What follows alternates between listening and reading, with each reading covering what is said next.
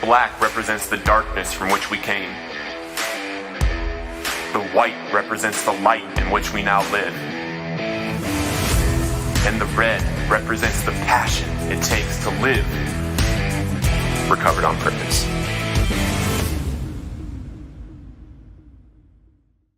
Guys, I'm super excited to introduce you today to our special guest, and she is the co-founder of Mindvalley, an author and a speaker. And today we have Kristina Mindvalley, and super excited to introduce her to you guys. Thank you so much for being here, Kristina. Thank you for having me. It's a pleasure. Yeah, and I've been following Mindvalley for a while. There's a lot of great ideas coming from there, and it was started in 2003, correct? Yes. Awesome. So what inspired you to start that company? What was the vision and the mission statement of it? So yes, the company did start with an inspiration, but my own journey into company was different. I actually ended up there a little bit by accident and a little bit reluctantly. In 2003, I got married to Vishen, who is the founder of Mindvalley and the face of Mindvalley, the more famous founder of Mindvalley. So that was his passion, and it was his side project at that time because he was still pursuing his traditional career. I had moved out of Europe where I grew up, and in between trying to find myself, still thinking I'll do something else, I tagged along to help Vishen with his side project, which ended up growing into Mindvalley. So yes, that's how I ended up there. But to look at it from Vishen's point of view, then of course he has been interested in personal growth ever since he started reading. So for him, it was a passion project. Yes. Awesome. And I know part of the mission, you want to reach 500 million people. Is that correct? Am I right when I say that? If we haven't adjusted the number to 1 billion. Okay, awesome. And what does it mean to impact those 500 million or 1 billion people? What would be the outcome you would want them to have? That's, on one side, I'd like to give you a diplomatic answer to that, but some part of me wants to say that, the mission of the company doesn't come directly from its founders, because after functioning as a Mindvalley, as this mission, as this movement, at some point you realize that your thing is bigger than yourself, and the thing that you're doing actually has a life of its own, and part of that life of its own is that it's influenced by everyone who gets in touch with Mindvalley. So that mission of touching 1 billion lives, on one side, it's a mission which is shared by people who work for us, with us, who are the people who are our partners, our authors, our audience. And on the other side, touching 1 billion lives exactly means that we are all co-creators in this one movement. And I know it's a little more abstract answer, but I just hope 1 billion is because it's a tipping point. You touch 1 billion lives and the humanity starts changing. But what I personally hope is that we as humanity will learn to be a little bit more happy and content with what we have, and value what we have, and a little bit less aggressive and violent towards each other. Yeah, I would love that also. And something you said there, I'm experiencing in this movement as well, because originally, I founded Recovered on Purpose with the mission to help addicts in recovery share their stories to reach addicts out there suffering.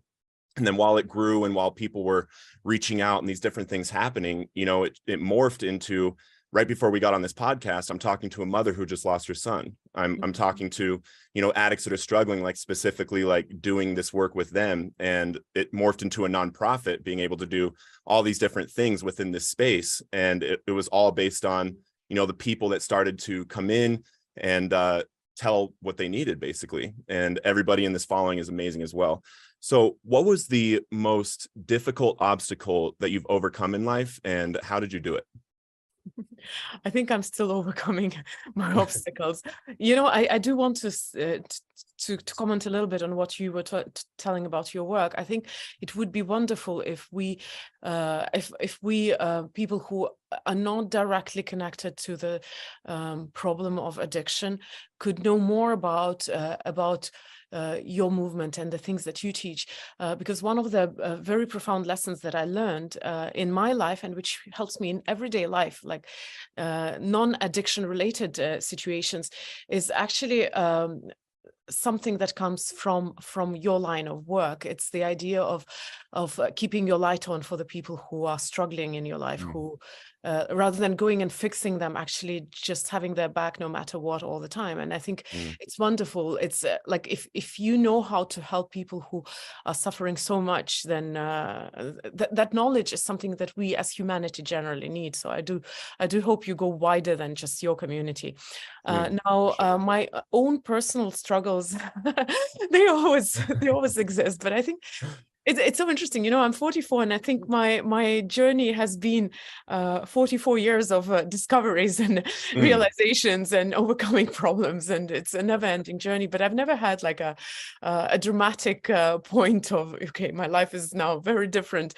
Although maybe somebody wouldn't agree with me. I was born in Soviet Union, and then it collapsed and the whole world went upside down. And then I moved to US and I had to reinvent myself. So there have been such situations, but I want to quote Gandalf here. We don't choose the times that we live in, but we choose what to do with those times. So maybe I've never chosen to see them as some crazy situations. Yeah, and I think that's actually profound, and that's the idea I was looking for. When something comes up to you, if it's a difficulty, if it's a mountain you have to climb or something, how do you look at it instead of looking at it as something that is, a difficult obstacle or something you can't overcome? How do you look at these things that come at you? So here I'd like to quote Habecker, who is a wonderful teacher, although he does teach about money, not about psychology, but he says there are no big problems, there are just little you. So if your problem is too big, that's a sign that you have to grow. The moment you grow, your problem stops being so big. So I guess we have to qualify what a problem means, because there are situations at work which may be challenging, which may be scary, which is definitely an invitation for you to grow. And for example, I'm in the middle of a very intense work week right now, which is challenging me on so many levels. But I understand that it's an opportunity to grow. It's not the situation which is going to leave like some painful mark on my life. Yet there are situations where you lose something which is very dear to you. For example, you lose a person that you love, or you lose the will to live, or whatever. We don't know. And such kind of problems are completely different. They need different approach and different help. And I would say that the one lesson that I've learned in life is that you have to ask for help, especially if you don't know how to help yourself. And humanity has come up with solutions for almost any human situation in life. So just ask for help. Yes. And something that there's two things here. One thing, when we're talking about asking for help, a lot of us in recovery, a lot of us addicts in recovery at one point learned we had to find help. We had to ask for help in order to, get rid of this addiction or move past this addiction. But then in our recovery, we lose that knowledge that we can ask for help for all these other things in our life. So you ask for help when you need something, and have you been through drug addiction? No, I haven't, and I haven't had very close contact with that. I've had a friend. I've lost a friend to drug addiction, but it was a long time ago, and I didn't go through that like with conscious understanding of what was going on. But I think we not to that degree, but I know that there are a lot of addictable people around us. Some people get addicted to things which are ruining their bodies and their health and their life. Other people get addicted to things which seemingly are actually good to you, but they still are addictions by my definition, because we run away into these things from the problems which we don't have the courage to face. And even my niche, my line of work, we have addicts in our line of work, but they're addicts of, let's say, yoga or meditation or exercises or whatever, because it's good to do all those things.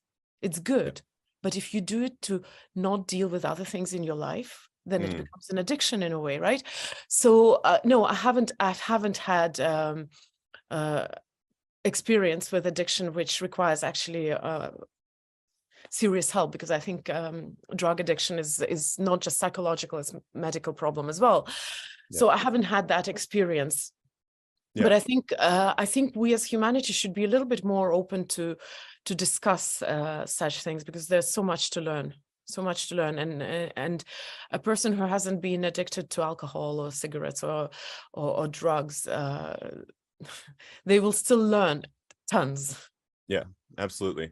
And I think that it's profound that you're talking about, being able to grow through these lessons. And when things come at you, look at them as an opportunity to grow. I was just talking about this on a podcast. If, in our recovery, we have something coming at us, some kind of mountain that's ahead of us, we need to do something in order to become a certified addictions counselor. We need to do something to climb this mountain that's in life. It's not something that's holding us back. It's actually something God might even put in front of us in order to grow us as a person, because we have to become the person that overcomes obstacles like that in order to overcome that obstacle. Mm-hmm. And you recently published a book, am I right? Yes. Live by Your Own Rules. I am about to publish. Okay. Not publish yet. I finished a manuscript, and it's been a long process. It's a book about finding your way back to you, about finding yourself again. So what inspired you to write that? That's, what inspired is a very interesting question. I started writing it because I just couldn't hold it back. It's like, and I know men probably can't relate, but when a woman is pregnant, when she's about to deliver, she can't hold the baby back. Yeah. She has to deliver because it's coming. So that book, it just came out of me. I couldn't not write it. But of course, it's inspired by my own experience of realizing at the age of 40, in the middle of my absolutely perfect inspirational life. I checked all the right boxes. I was the perfectionist. Yeah. I was the good girl and that type of person. Yeah. And I discovered that despite all of that, I just don't feel happy, and in fact I feel lost. And there was this experience in my life when I realized that I had lost myself. It was such a strange thing. My friend told me, I was traveling, and when I came back, my friend said, "Oh, I missed you," and I said, "I missed me too." And I said it, and it just hit me like a ton of bricks, because I thought, what did I just say? Did I say I missed me? But that's the thing. You live your life, you live the motions of your life, but you're not there. And that's what started me on that journey of asking and searching. And sometimes when you lose yourself, you find something wonderful instead while you're looking for yourself. Amen. And something I wanted to ask about this topic is, a lot of people, and specifically when I'm talking about addicts, right, or addicts in recovery, a lot of people will take on and own an identity that they learned from either friends, family, community, or society at large. How can someone that is struggling with owning an identity that might not be serving them, how can they put this identity to the side and find their true, authentic self?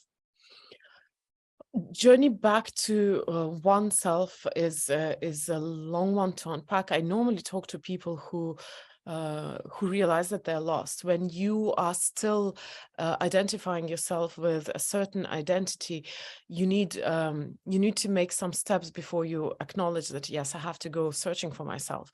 And these steps may be hard. First of all, giving up an identity is a painful experience for most people, because most of us think that if we give up an identity, we give up a part of ourselves. Or let's say if that identity has been formed over a certain amount of years, it feels like we are like we are scratching off those years. For example, I was married to, I mentioned Vishen, I think, in the beginning of the podcast, to this wonderful human for 16 years, and then we divorced. And my identity as his wife ended. And of course, there was this temptation to question if the 16 years had been thrown away. You know how it is. Yeah. You give up a part of you, and you think that you're giving up the whole history that led to that part. So giving up identity is so hard, and I can see it. I'll give an example which is a little more understandable to me. there is a war between two countries that I know quite well, Russia and Ukraine. And I know a lot of people from both countries. And a lot of that conflict is tied into people's identities and seeing the situation clearly, seeing the absurdity, not absurdity, absurdity is a light word for that, but the crazy of the situation, the insanity, requires you to give up a certain identity and to just allow yourself to admit that you might have been wrong. Yeah. And it is such a hard thing to do, not because you can't admit that you're wrong, but because you're afraid that if I admit that I'm wrong, that everything that has led me up to that has been wasted time. Wow. So that is a struggle which is hard sometimes to overcome for people. We cling on to those identities for the rest of the life because they're familiar, and our brain likes familiarity. And as unpleasant as it is, we feel safe there. That's why people stay in abusive relationships. That's why people go from one abusive relationship to another one, because they know what they're dealing with. It's comfortable. Yeah. And something new is so scary, so daunting. That's why we stay in jobs that we hate. So that is one thing. Now, where did that identity come from? There's a much deeper and scary thing. Was it really pushed on you by the society? Or was there some point in your life when you gave into that and assumed it? And was there a point in your life where it wasn't the people who said that I don't know, you're a loser, you're dumb, you're in my case, people say I'm angry or whatever. Or was there a point in your life when you called that yourself? And then you merged with that word that has been thrown at you, because people throw all sorts of things at us. Do you have to agree with them? Do you have to say that this is my identity now? Or is it your decision that, yes, maybe they're right, and yes, that's what I am? And that is a hard thing to do, because that requires taking on responsibility for your choice. And our image in the world is actually, it starts from our image of ourselves. Yeah. And that's the hard thing to agree with, because we truly teach the world how to treat us. It's you decide first who you are, and with that opinion about yourself, you go out into the world and you teach people how to treat you. And to be a little bit more practical, I've been in personal growth for 20 years, and I've seen the most wonderful teachers, authors, speakers on stage, on our stages, years after years after years. And some of them I know personally before they go on stage. And I've seen speakers who are wonderful teachers, who are wise, who are beautiful, but they have stage fright. They go on stage and they come across as weak speakers. They're not. They're not, but that's what they believe in themselves, because they allow this doubt to be, they allow this doubt to come on stage together with themselves. Yeah. And then I've seen people who just believe in themselves, and no matter how shallow they might be, but they make the world believe in them too. I love that. And we teach the people around us how to treat us, like what we're willing to accept in our lives, what we're willing to, allow people to treat us like, is basically how we're showing up, right? Yes. And what do you think it's more powerful to, just believe in yourself, or to really attach to some kind of identity in forms of like affirmation, or speaking it into yourself, or, really defining what a word about yourself means? And basically when I'm asking these questions, I'm specifically talking about something that a lot of us call ourselves is an addict. Obviously I went through a time in my life, a period of my life, where I was an addict. I was an active addict. Yeah. I couldn't stop using drugs. And now in my recovery, I never refer to myself as that word unless I say I'm a recovered addict, in order to let people know that I've been there, right? But I don't associate with that word. And I was just having, So since I'm not a professional in that field, I wouldn't dare to say that don't do that, because as I understand it from a distance, acknowledging that you're an addict is one of the steps towards actually going and asking for help and going on this recovery path. But then do you have to stay a recovered addict for the rest of your life? Yeah, 100%. As a human being, I would say, please don't. because Yeah. I was born in Soviet Union and I've been so many things. And addict is not a very empowering identity. There are Yeah. things that I cannot recover from. I am perfectionist forever. I can learn to live with that. Yeah. You know, I am, there are a lot of things. Perfectionism is an easy thing. There are a lot of things about myself which are uncomfortable, and I know that I can't recover from that. So I have a choice. Am I going to make it my curse or my blessing? So it's a hard topic, but I would guess that if you are through that journey, I would guess that it's more empowering to take that side of your experience, which is going to serve you in the future, and leave behind the side which didn't serve you. So if you're a recovered addict, you're a survivor. You're a person who has overcome something so massive. You're a winner, right? So I would rather take that identity with me. But again, I'm not a professional. Maybe I'm making a blunder somewhere. No, I love this. And this line is actually incredible to me to dive into, because the reason why I say that I do have to, remind myself of that for the rest of my life. I don't want to take on an identity of an addict because I don't want to act like an addict. I'm not an addict anymore. But at the same time, if I was to take a drink of alcohol, or, a little bit of cocaine, or any form of substance into my body, the phenomenon of craving would trigger no matter where I'm at in my life, and I would go right back into addiction. That's just kind of how the disease works.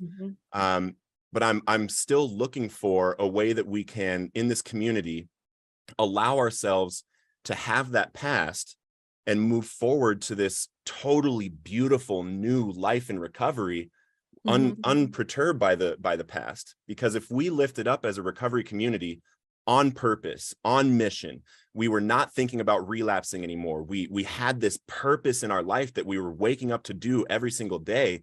We would be able to actually come together and help a lot of the people out there struggling, because we're losing over 100,000 people in America alone right now to drug overdose. And there's no shortage of professionals. There's no shortage of doctors, treatment centers, people working on it. But in my experience, the people that actually make the most impact on addicts out there struggling are addicts who have recovered. Of course, So yes. How can we think about, ourselves in a way where we know the past, but we lost ourselves in our addiction? Yeah. How do we re-find our authentic self and our dreams and our passions and our goals in our recovery to get out there and help? Oh, it's a tough question for me to answer, of course, because it is a serious problem, and it's not to be taken lightly.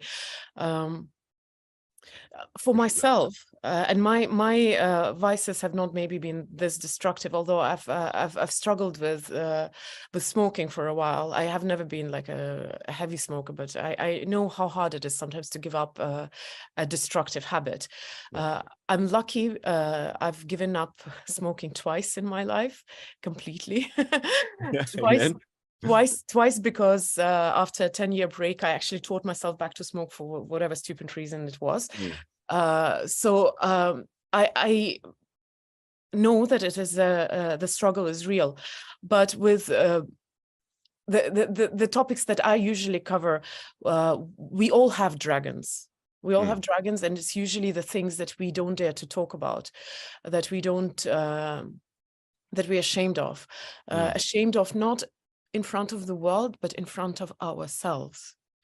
We are ashamed to tell ourselves certain things. So when you discover those dragons, we usually are tempted to kill them and to eradicate them, and to pretend that they never existed, to force them out of our existence, of our system.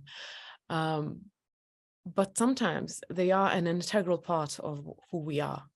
And until we have the courage to face them and to see how those dragons, or those qualities about ourselves that we don't like, how they have made us into what we are, you're never going to recover, really. For me, it's not about pretending that they like killing the dragon and pretending like it was never there, but it's about learning to live with it, learning to harness it, learning to not let it ruin your life.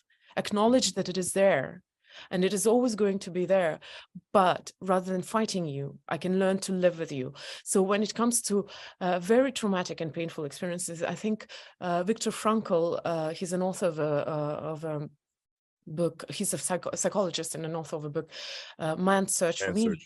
Yes, he says, and I'm paraphrasing, that suffering ceases to be suffering once it finds meaning. So no matter how scary that dragon is, if you find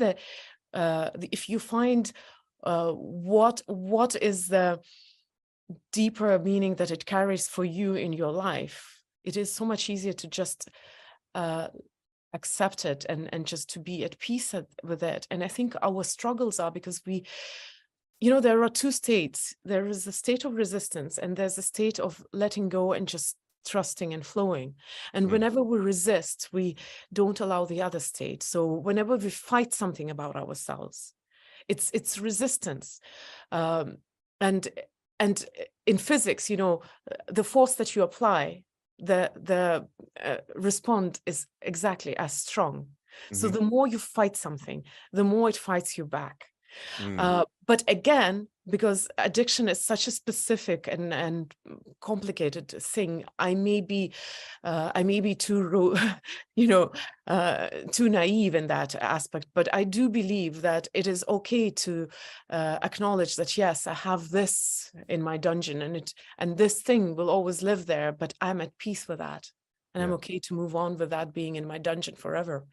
Yeah, and I really appreciate the way that you're showing up in this conversation and taking it as a serious topic. And I want to let you know that we, even in our recovery, the way that our minds operate and the way that we're able to get back into life is the same as everybody else. And I believe that with every single part of me, that we don't have to tiptoe around in life like we're walking on eggshells.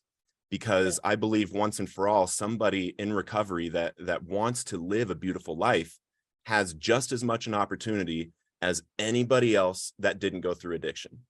Like, if I have body cam footage of when the police found me dead from an overdose with no breath, no pulse, eyes wide open, and that was 7 years ago. And today I'm totally different. I'm 65 pounds heavier. I'm total best-selling author, video podcasts, all this different stuff. And I believe that what I'm doing is 100% possible for everybody else. And the whole point of why we do this Recovered on Purpose show is to introduce this community to the same conversations that people are having outside of addiction, as if we don't have to walk on eggshells around us anymore, because it's out in the open now. We are out in the open. We are recovering. We do recover. Right. Yeah, I wish we as a society was so much easier about talking about so many topics like addiction or grieving. We regular human beings, we don't know how to be next to people who are grieving. It's uncomfortable. So or pain. How do you go through painful, traumatic experiences? We don't talk about any of that. They're uncomfortable. We feel uncomfortable, and as a result, we pretend that there is a possibility that world will be rosy and rainbows and butterflies and nothing bad will ever happen if you just keep personal growth and transformation going. No, there's no guarantee. There's always going to be stuff happening. So rather than rather than hiding our heads in the sand, we should face it and learn how to cope with such situations rather than pretend that we can eradicate them from existence. Yes. And we have to do it together. That's the main thing that I believe, is that if there was less fighting about what's right and what's wrong and more coming together about how to use this and this together, we'd be able to solve a whole lot of different, societal issues right now. And my focus just happens to be addiction right now, because it's a big one and I want to help my people. It's a wonderful idea. And as I was talking to you, I was wondering, what if we are a little bit too cautious about people who are going through a lot of suffering? Yes. What if they're not made of glass? What if Yes. an advice that they need is not the traditional advice? I do not know who is out there to say, I don't dare to defy the rules. But on the other hand, I do invite everybody to just question everything and ask, is this serving me or do I need something else? Amen. I love that so much. And that's actually what saved me, was when somebody stopped babying me and saying, it's going to be okay, Adam, you'll make it through this. Like, nah, Adam, you're going to die if you don't do this. And then I did this, and here I am. And that's what I believe is possible for everyone. So I have one more question for you. I want to respect your time, and I appreciate you being here so much. How do you define success right now? And what does success look like for you in 5 years?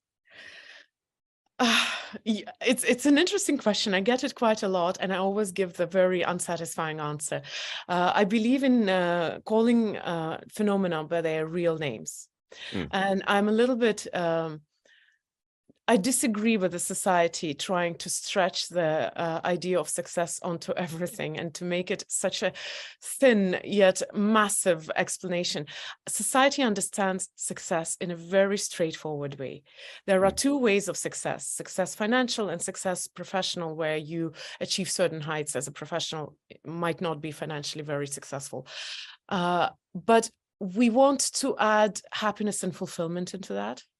Yet happiness and fulfillment are completely different phenomena.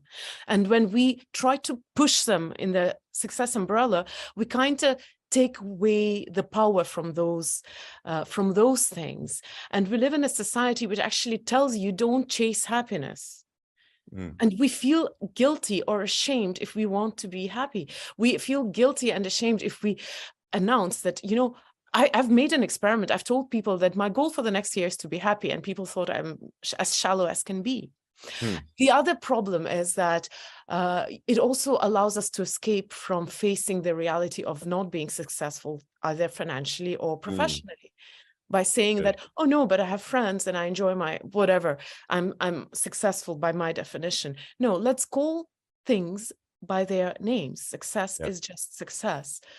Do I think that success is more important than happiness? No, I don't think so.